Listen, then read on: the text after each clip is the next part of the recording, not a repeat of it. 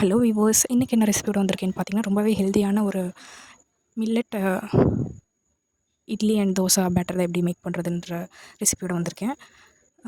நம்ம இருக்கிற பிஸி லைஃப்பில் வந்து பார்த்திங்கன்னா, இதுக்கெல்லாம் டைம் இருக்காது. ஆனால் சண்டேஸ் லீவ் கிடைக்கும்போது இந்த மாதிரி ஒரு பேட்டர் ரெடி பண்ணி வச்சுக்கிட்டோன்னா ஒரு ஒரு 2 டேஸ்க்கு வந்து ஹெல்த்தியான டிஃபன் அண்ட் டின்னர் சாப்பிட்டுக்கலாம்.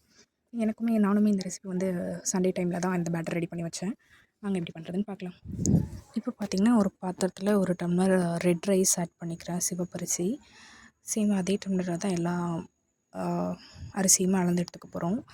இது கூடயே பார்த்திங்கன்னா, குதிரைவாலி பார்ன்யார்டுன்னு சொல்லுவாங்க, குதிரைவாலி 1 டம்ளர் ஆட் பண்ணிக்கிறேன். அதுக்கப்புறம் நார்மல் ரேஷன் ஷாப்பில் போட்டால் நல்லா குண்டு குண்டாக இருக்கிற அரிசி.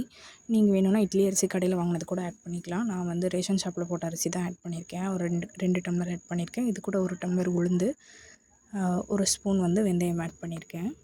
இந்த குவான்டிட்டி பார்த்திங்கன்னா எங்களுக்கு ஒரு 3 நேரத்துக்கு வரும். 2 பிரேக்ஃபாஸ்ட் அண்ட் 1 டின்னருக்கு இது எங்களுக்கு வரும்.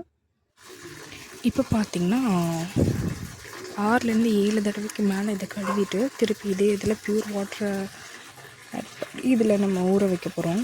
ஏன்னா ஊற வச்ச தண்ணி தான் நம்ம வந்து அரைக்கிறப்போ ஆட் பண்ணிக்க போகிறோம். ஸோ அதனால் நீட் அண்ட் க்ளீனாக வந்து ஊற வைக்கிறதுக்கு அரிசி அலசி எடுத்துக்கலாம். நான் பார்த்திங்கன்னா காலையில் ஒரு 10 மணிக்கு ஊற போட்டேன். ஈவினிங் ஒரு 6 மணிக்கு தான் அரைக்கிறதுக்கு எடுத்திருக்கேன். கிட்டத்தட்ட ஒரு 8 மணி நேரம் ஊறியிருக்கு. அவ்வளோ ஊறணும்னு அவசியம் இல்லை, எனக்கு வேலை இருந்தனால நான் அதை பார்த்துட்டு அப்படி டைம் கிடச்சப்போ தான் இதை நான் அரைச்சேன்.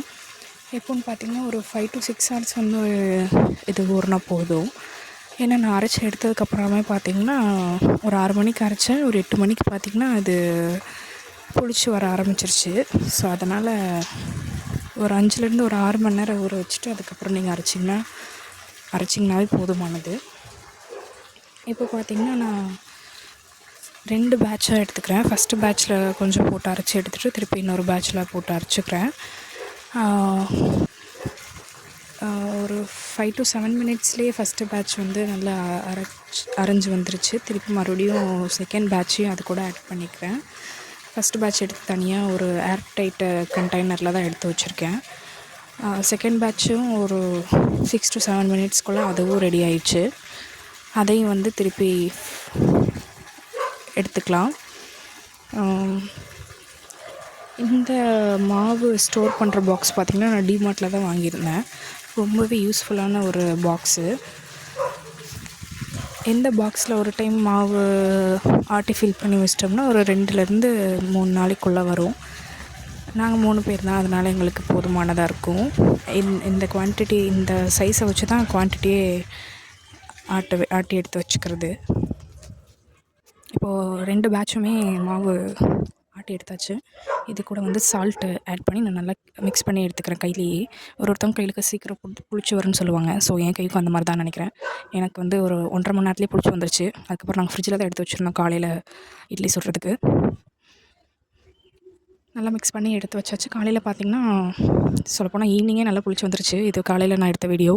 காலையில் பார்த்திங்கன்னா இன்னுமே நல்லா அழகாக பொங்கி வந்திருந்தது. அதை நல்லா மிக்ஸ் பண்ணி விட்டுக்கலாம். மிக்ஸ் பண்ணி விட்டுட்டு இட்லி ஊற்றி எடுத்தாச்சு. இட்லிக்கு வந்து தேங்காய் சட்னியும் கெட்டி சாம்பாரும் பேர் பண்ணி இந்த டிஷ்ஷை கம்ப்ளீட் பண்ணியாச்சு.